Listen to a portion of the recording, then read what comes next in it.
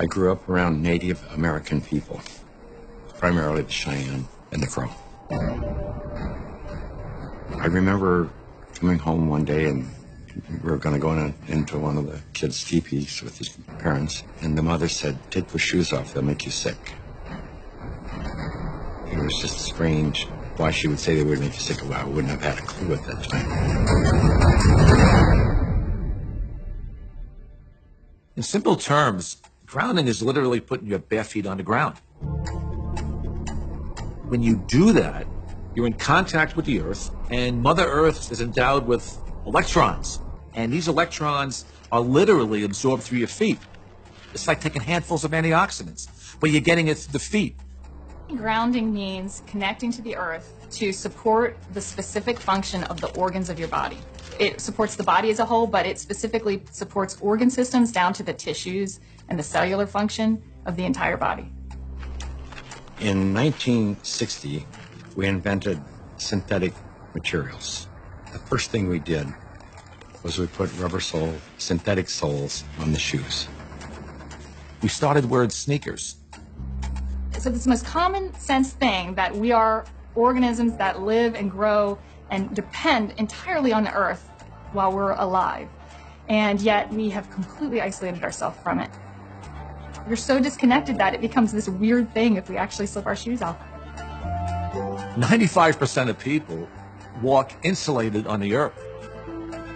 This was the single thing that happened that probably caused the proliferation of inflammation-related health disorders far and above anything else. This is so incredible. This is Nobel Prize material. I got involved in the cable industry in the early 60s. I first learned the need to ground cable signals as we were developing the industry. When you run a wire into the house, before you can go into the house, you have to ground the cable. I mean, you have miles of wire hanging up there in the air. If there's lightning in the air, it's going to hit the cable. And so what you want to do is create a path to ground for the lightning so that it doesn't enter the house or blow up the TV or create a fire. One day I was sitting at a computer and the computer kept crashing. I knew it was static electricity, so I put a piece of tape across my desk and grounded it. Then I realized in that process that the outlet wasn't grounded, so I fixed it so that I could get rid of the static electricity. And I didn't think too much about it. I walked outdoors and I sat on a bench. This tour bus pulled up, and it looked like they had just been to one of these outlet malls, and white Nike shoes were on sale. It just dawned on me. I asked the question. I said, I wonder if it's possible that humans are, we're no longer naturally grounded. I wonder if these shoes could be interfering with us. So that night, I went to the hardware store and I bought a roll of metal duct tape. And I just taped it across the bed.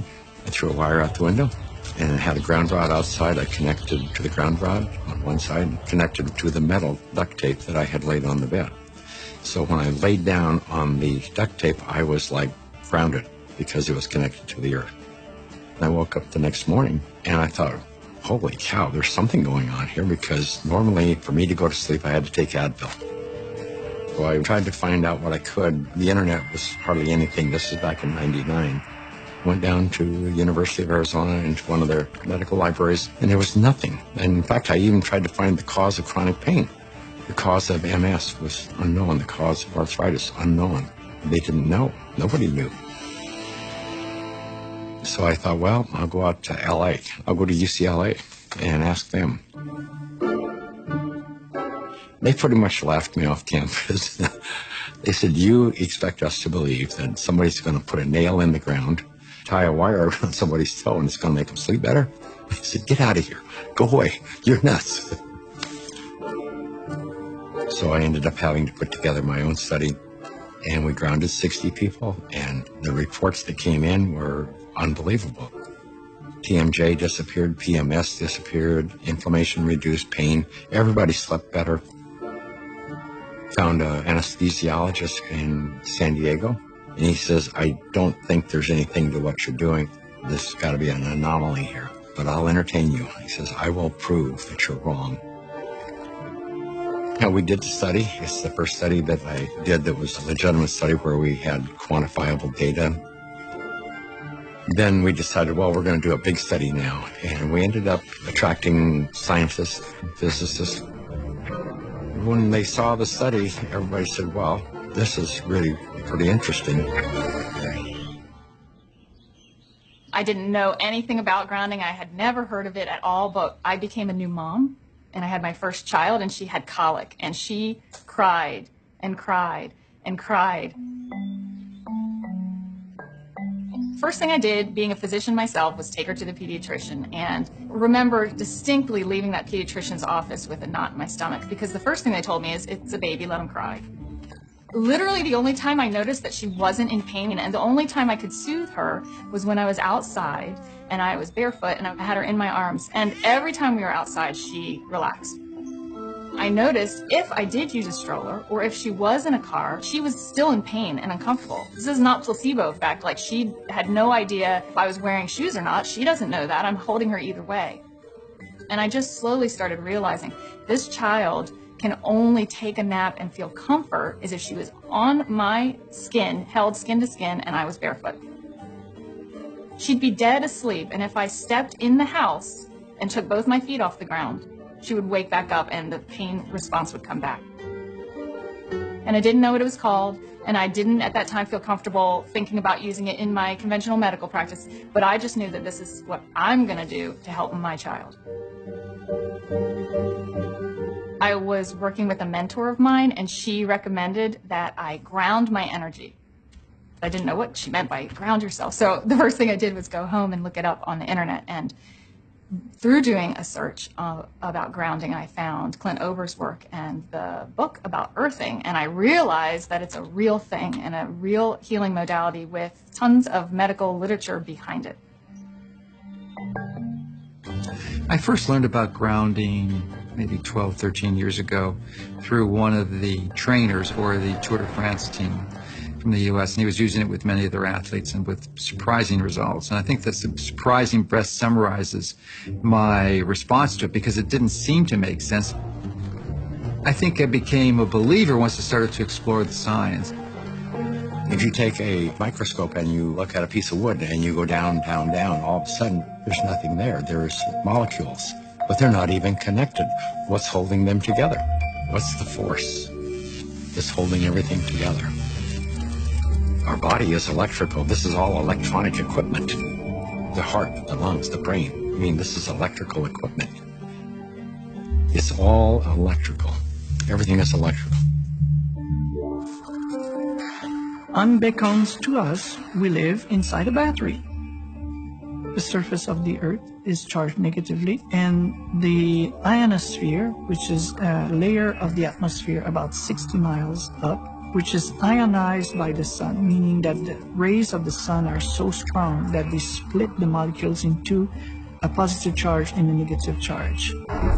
The negative charge are transferred to the surface of the Earth through lightning mainly, and the positive charge stay 60 miles up. The problem arises when we don't have negative charge. We need grounding just as we need air and we need sunshine. Stephen Sinatra, who was a cardiologist from back east, was attending a convention. We sat down with Stephen and told him the story of what I was doing. Now he said, well, if you're affecting pain, he says, you need to be researching inflammation. You don't have arthritis, you don't have cancer, you don't have all these health disorders. What you have is chronic inflammation. We have so much inflammation in the body, and it comes out in illnesses.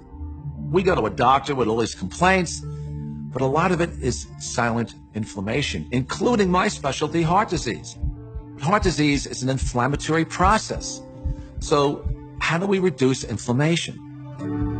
Inflammation is produced by neutrophils, which is a white blood cell. You have an injury, you have a damaged cell. And so these white blood cells come over and they encapsulate the damaged cell and they release reactive oxygen species, which rip electrons from the damaged cell and that destroys the damaged cell. If there's not enough free electrons there to reduce the remaining radicals, they're going to steal an electron from a healthy cell and in the process damage it. Then the message goes out to the immune system, and another neutrophil does the same thing, eliminates that cell, and then you end up with a chain reaction. ATP is short for adenosine triphosphate. It's the energy currency of the cell. So we're bioelectrical beings. That's the currency of our body. That's how it works. That's how we run our biological systems, is by generating this electrical energy that's transferred. And when we connect to the Earth through a conductive surface in some way, there's a transfer of electrons that slowly go into our body.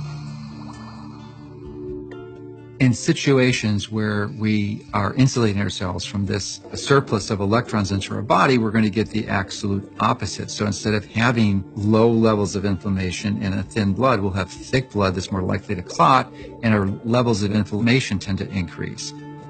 You could take anybody who has chronic pain. It doesn't matter who they are. It doesn't matter what's wrong. And ground them, and you're going to have a significant reduction in pain. You're going to stop the oxidation or the inflamed portion. That stops almost immediately. Then the body can heal and return to normal. And healing generally is improved by 60-70%. If inflammation is the cause of all these health disorders, then I know that not grounding is the cause of inflammation, because if the body is grounded, you can't have inflammation. Can we measure the effects reproducibly? The answer to that is yes. We now have 20 studies. There's 21 published studies in the medical literature on earthing and grounding. And this is peer-reviewed stuff. In simple terms, what earthing does is literally it quenches the fires of inflammation. And if inflammation is the source of all root illnesses, including Alzheimer's disease, cancer, heart disease, diabetes, I mean, the list goes on and on.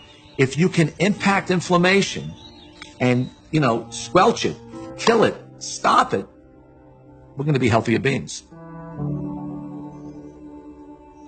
So, why hasn't it caught on in mainstream? I can only say it will. There's a well-established, traditional, conventional system that relies on expensive intervention. So they'd like to perpetuate that, and they're not too interested in having some competition coming in for a lot less expensive to sort of sabotage their profit levels. Because their goal isn't to help humanity. Their goal is really, as corporations, is increase their profit. The question becomes, how much of an influence has lack of grounding been in the epidemic of disease that we have? Is this grounding a factor? The light switch went on, and I thought, we're doing things completely backwards here. A typical day for a child is completely ungrounded. Most children wake up sleeping on a bed that was not grounded in a house or a building or on a floor that was insulated from the earth. And then they go immediately into a classroom that's insulated. And even on recess, in the recess period, they go outside and are literally fenced in and are paved with asphalt. And then they have after-school activities, which are either indoors or if they're outdoors, they are literally required to wear protective gear. Even if they're exercising for 2 hours after school, 100% disconnected from the earth.